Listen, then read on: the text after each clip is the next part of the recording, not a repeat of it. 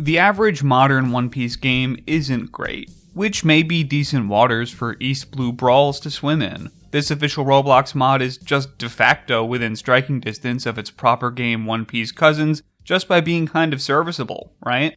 So I thought, at least. The bar is low, the price of admission is 0, and as someone who came here for the One Piece first and the Roblox second, and with realistic expectations of what a game within Roblox could be, I didn't love my time spent, and I don't think I'll be checking back in on it as the beta progresses. Because whatever improvements or additions are expected within this beta period are unlikely to address the core boredom that this whole thing was built around. East Blue Brawlers is a multiplayer infinite horde mode in a One Piece package. Pick a moveset inspired by one of the 5 East Blue Straw Hats, pick a level inspired by one of 3 major East Blue locations in the show, Sans Arlong Park, and pick how long you want to spend in the Skinner box. That's the awkward part about making a technically infinite game with infinite waves of bad guys. You don't get a satisfying endpoint, and you don't have engaging enough gameplay to make the prospect of infinity sound appealing. It's so obvious that there's 2 hours of game here despite there being like 10 hours of progression and meters to unlock. Just keep that in mind. In East Blue Brawlers, you start your adventure aboard the Going Merry, complete with an auto-sit emote when you mount the mast. Nice touch. Every fellow player aboard the Merry comes with their own bounty, correlated to how many bad guys they've killed.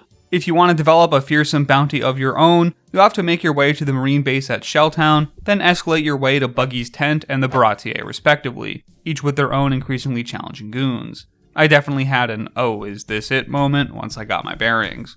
The fun comes from a simple set of moves and some great animation work. The clumsy, square Roblox models don't get any goofier when they try to stretch like Luffy, and it totally works. His moveset specifically is the crown jewel of the mod, with some really punchy animations and snappy, rubbery sound effects. Gatling specifically looks amazing in action. The execution of the moves comes from the alternation of a spammable light attack and a non-spammable heavy attack, with different moves being performed depending on when in your light attack chain you exit with a heavy, not too dissimilar from something like a Dynasty Warriors. There's also a character-specific ultimate you can use once every few waves, which is the main way in which the weapon types are distinguished. Usopp, Luffy, and Zoro have conventional damage moves, Nami gets a trickster disguise to blend in, and, because we're a season away from getting live-action Chopper, Sanji plays support and gives everyone a heal via his food. Optimal play consists of corralling your enemies together into manageable clumps, strafing alongside them, then spamming your attacks until they're dead, all the while dodging their moves and avoiding any boss's signature projectiles. You get some texture character to character beyond just the ult. Usopp's cleave-based combo ender feels pointless in one-on-one scenarios, but it's really great when firing into a horde. Sanji's got a forward spin kick that's both a powerful mobility tool and a high source of damage. All of that damage also gets represented by some scrolling combat text to help give that feeling of good old RPG progression. There's an enjoyable simplicity here, but not enough to be stretched as thin as it is. The progression systems, cosmetic or otherwise, are kind of a slog. Tons of moves are gated behind a grind despite the fact that there's basically no complexity at all. And the kicker is that all of this progression is tied to the weapons.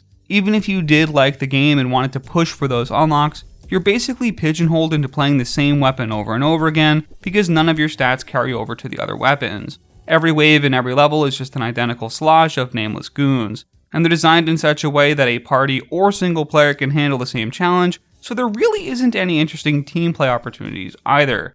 It's a shame because these animations are appropriately One Piece, these locations are beautiful recreations of the Netflix sets, and the movesets are fun once they're actually given to you. But all of these virtues live in service to an experience where the grind supersedes the game. If you're going to ask me just to smash my head into dudes for hours on end in order to progress an unlock system, then those unlocks need to be better and more frequent, not just extra attacks that could have easily been in each character's base moveset. An endless horde grinder just doesn't feel like the right genre for One Piece, and this isn't a great member of that genre regardless. Fan-made One Piece Roblox worlds may not compare to East Blue Brawl's production values, but the best of them center adventure, discovery, and the world of One Piece far better.